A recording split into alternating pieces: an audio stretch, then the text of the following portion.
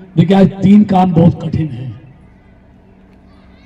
वो बता के बात समाप्त करता हूं।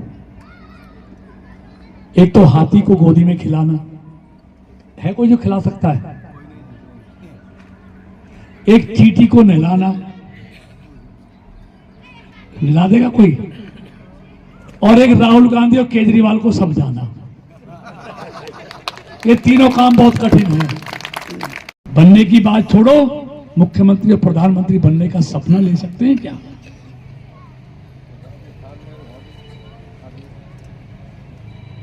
राजस्थान में भी आम आदमी मोहनलाल शर्मा क्या है, 2 बीघे जमीन नहीं है उसके पास।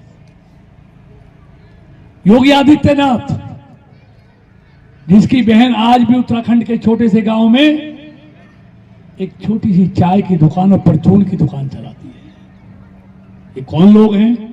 ये सारे लोग देश के लिए मर मिटने वाले लोग हैं, देश के लिए काम करने वाले लोग, परिवारों के लिए नहीं, देश के लिए, प्रदेश के लिए काम करने वाले लोग।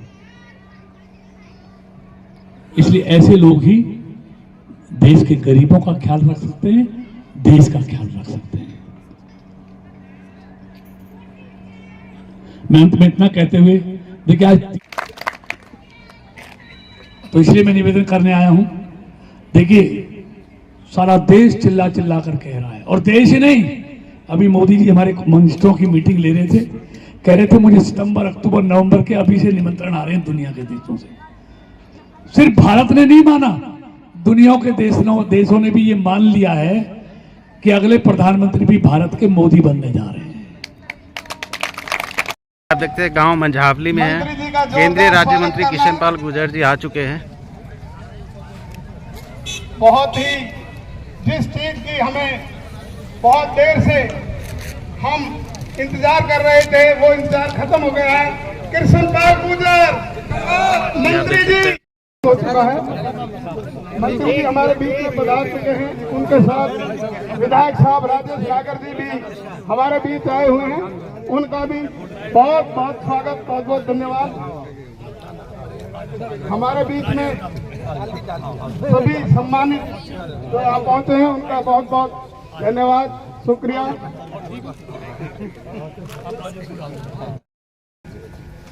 मंत्री जी का जोरदार स्वागत तालियों के साथ। हमारे विधायक साहब का भी बहुत बहुत स्वागत, जोरदार तालियों से। जो इंतजार बहुत देर से आप लोग कर रहे थे, वो इंतजार अब खत्म हो गया है। भारी मतों से आपको विजयी बनाने का कार्य करेंगे। एमएलए जी राजेश नागर जी हमारे बीच पधार चुके हैं। गांव के लोकप्रिय विधायक भाई राजेश नागर जी, गांव के सरपंच भाई रमेश जी, हमारे मंडल के अध्यक्ष भाई गिरिराज त्यागी जी, सरपंच जिले के एसोसिएशन के अध्यक्ष भाई बोरा जी, मंच पर बैठे हुए सभी अतिथिगण और आदरणीय गांव के बुजुर्गों और प्यारे भाई। भाई राजेश जी ने विस्तार से सारी बातें बताई हैं। आप सब जानते हैं कि 25 मई को लोकसभा के लिए वोट डाले जाएंगे। 2014 में आपके वोट से प्रधानमंत्री मोदी जी देश के प्रधानमंत्री बने। 2014 से पहले क्या हालत थी और इन 10 सालों में क्या क्या इस देश में हुआ है, आप सब अच्छी तरह जानते हैं। तब भी कांग्रेस के लोगों ने मजाक उड़ाया था कि चाय बेचने वाला इस देश का प्रधानमंत्री नहीं बन सकता, लेकिन देश के गरीबों ने ये तय कर लिया था कि कुछ भी हो जाए, हम चाय बेचने वाले को ही देश का प्रधानमंत्री बनाएंगे। और देश के गरीबों ने नरेंद्र मोदी को देश प्रधानमंत्री बनाया। और इन 10 सालों में गांव गरीब के लिए मोदी जी ने जो किया है, अगर मैं सारी बातें बताऊंगा तो बहुत समय लगेगा। चाहे गरीब आदमी को 5 किलो अनाज कोरोना से लेकर आज तक और अगले 5 साल के लिए, हर महीने 5 किलो अनाज देने की बात हो, हर घर में हमारी बहनें अंधेरे का इंतजाम नहीं करें,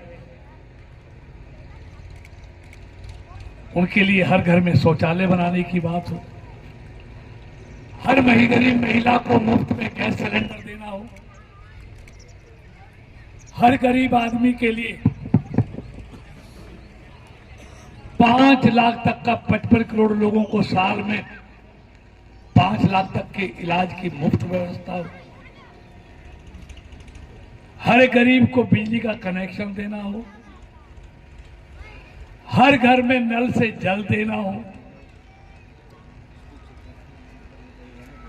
कोई भी महिला जो पहली बार गर्भवती होती है उसके पेट में पलने वाले बच्चे को साल में 5,000 रुपए खुराक के लिए 3 किस्तों में देने की बात हो, किसान को हर 4 महीने बाद 2,000 रुपया सीधे उसके खाते में भेजने की बात हो। मतलब मोदी जी ने हर गरीब आदमी के लिए करके दिखाया है इन 5 सालों में।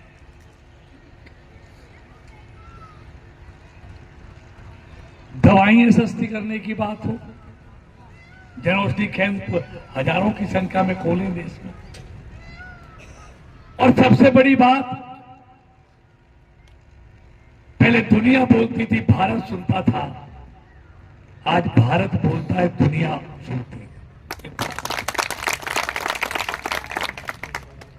वरना तो चांदी की थाली में चांदी की चम्मच से खाने वाले ही इस देश के प्रधानमंत्री बनते थे, इसलिए उन्होंने सही कहा कि चाय बेचने वाला नहीं बनेगा। और कांग्रेस में तो बनने की बात छोड़ो, सपना तक नहीं ले सकता आदमी, गरीब का बेटा। मुख्यमंत्री नारायण दत्त तिवारी और आज इस दुनिया में नहीं है, स्वर्गीय राजेश पायलट जी ने 89 से 2014 आ गया, कहीं कुछ नजर आया आपको?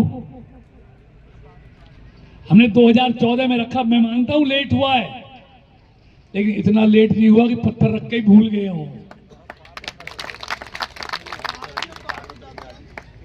अब तो उतरना तो चालू कर दिया, लोग उतर रहे हैं, महीने भर में हो जाएगा सारा। और रेट बढ़ाए हैं इसलिए बढ़ रहे हैं, यहां से नहीं होटल तक जाओ आप, खादर में, कौन से खादर में जो अपने जेवर के लिए निकाला है, 30 लाख रुपए में किला मिलता था, आज 3-4 करोड़ में नहीं मिलता। ये राकेश ये सौदा करता रहता है रोज में।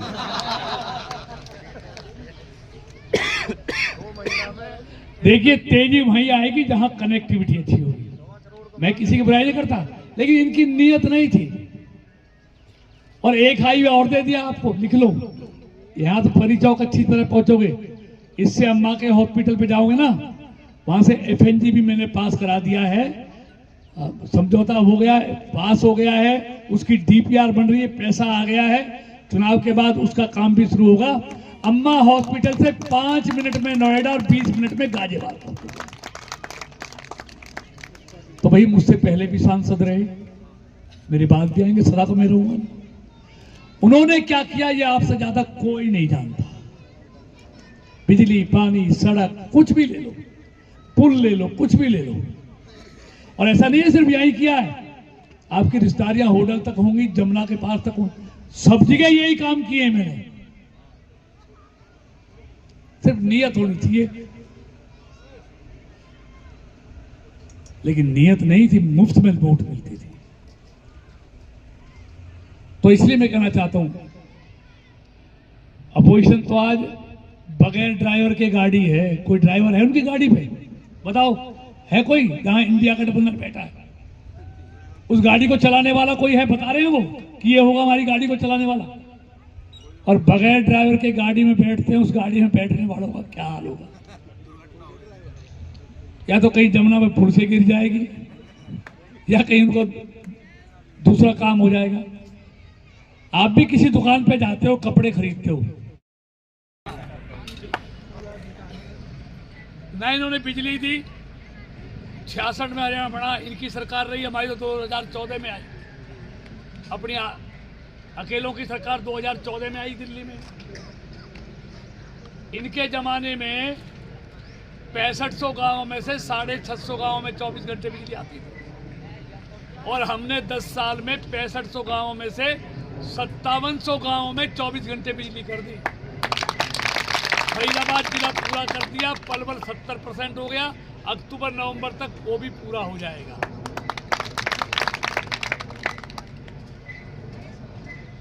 और आजकल ये कहते हैं कि हम आएंगे तो 6000 पेंशन देंगे। जब ये थे तो क्या दी इन्होंने, रिकॉर्ड की बात है। चौधरी देवीलाल ने पेंशन शुरू की, बुढ़ापा पेंशन, विधवा पेंशन, विकलांग पेंशन 100 रुपये मिलती थी। 2004 में ओम प्रकाश चौटाला गया तो 300 रुपये मिलती थी उस समय, जब कांग्रेस की सरकार आई 2005 में। 10 साल 2014 तक कांग्रेस की सरकार रही तो 14 तक कितनी पेंशन मिलती थी, बुढ़ापा पेंशन बताओ जरा अभी? 1000 रुपये। 1000, यानी कि 10 साल में इन्होंने 700 रुपये बढ़ाई। हमको 1000 मिली, आज कितनी मिल रही है 10 साल में आपको? 3000 रुपये। तो हमने 2000 बढ़ाई,